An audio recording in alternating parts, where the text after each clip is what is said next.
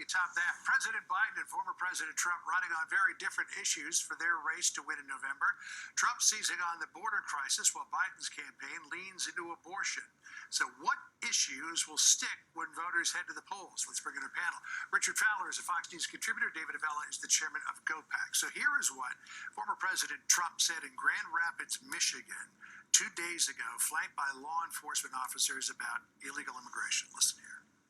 And just a few weeks ago, I met with the grieving family of Laken Riley. You know Laken, she was incredible. Top of her class. Everything was the top.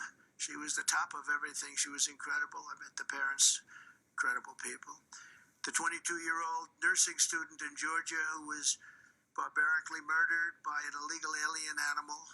What happened to Laken Riley is absolutely terrible, Richard. But he is really going after Biden on this issue. And as you can see, he's got a tremendous amount of support from law enforcement and angry people. How does Biden counter that argument?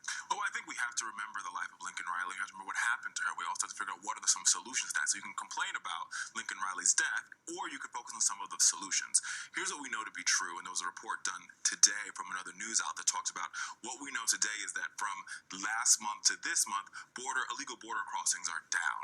Are they where they should be? Absolutely not. But why they're down is one reason why they're down is because the Biden administration is working with the Mexican government to stop folks from using freight rail, buses in Mexico to get to the southern border. Another reason they're down is what we're seeing on the screen there. I mean, they basically walled off. Sure, but they're also crossing in Tucson and San Diego and other parts. So part of the solution has to be, how do you work with our Central American partners? How do you pass legislation that we haven't seen since the 1990s to secure the border? And how do you update our asylum system? None of that rhetoric you've heard from the president. You've heard the president say we need to shut the border down, the former president rather, say you need to shut the border down, but you haven't heard from the Trump team on what they actually plan to do to make sure that the southern border is safe. If the ideal is we're going to build a wall, what we've seen is in the wall that he's built, people are crossing that wall. People are using tunnels. People are going to places where there aren't any wall. So what is going to be a real solution that actually deals with the problem, and how are you going to obfuscate the idea that you have to get it done through the Congress, or you're going to face challenges at the courts, which we saw during the Trump administration? I would think, David, he's going to go back to a lot of the principles that he had back in 2019, 2020. Absolutely. And I just got back from Colorado and saw a good bit of polling that showed immigration is now the #2 issue in the state. And even nationally, if you look at the Wall Street Journal poll, what's #1? The economy. You look at the recent Wall Street Journal poll in the swing states, and they overwhelmingly say Trump is better on the immigration issue than President Biden is. If this election is about who is going to do a better job on the border, Americans are pretty clear they prefer Donald Trump. But there's also the issue of abortion now.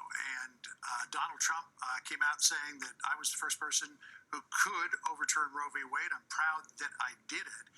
And Democrats have been hitting Republicans over the head with it ever since. There's a new ad that the Biden campaign has out, which is based on pretty much what Biden said the other day. Listen here.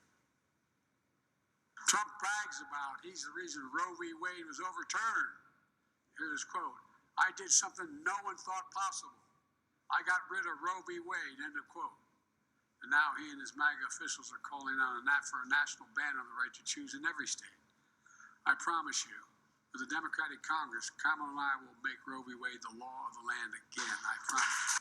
So Republicans in 2022, David, did not have an answer for the attacks from Democrats on abortion, and they paid for it at the voting booth. You got an answer for it this year?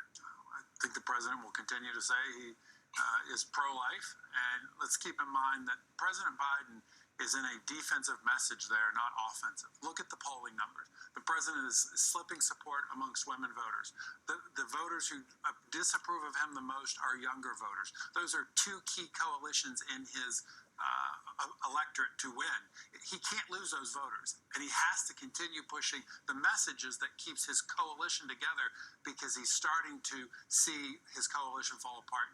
You can include the minority voters that he's starting to lose. Republicans are actually winning Hispanic voters. I was just going to say, Richard, we expect that former President Trump is going to say something about abortion next week. He may throw his support behind a 15-week ban. We see the 6-week ban signed into law in Florida. It's now going on the ballot in November. Democrats are saying, oh, that might turn Florida into a swing state again.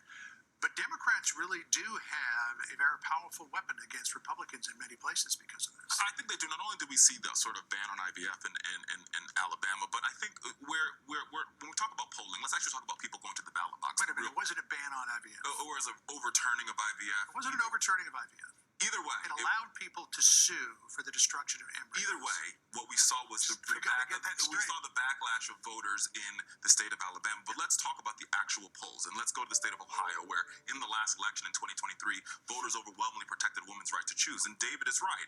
It's going to come down to this election will come down to minority voters.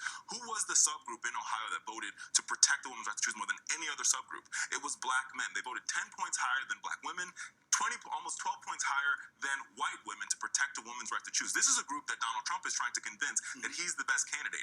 If it's going to be on abortion, Donald Trump has a big problem with black male voters because they see this as a fundamental issue. It is not about the polls. It's about how they actually voted in 2023 in Ohio. And if it's going to be about immigration, Biden's got a big problem. And if Richard's advocating that the president spend money in Ohio, I am for that too. Listen, if we're flipping Ohio, we're having a good day. All right. Guys, thank you very much. Appreciate the conversation. Now this.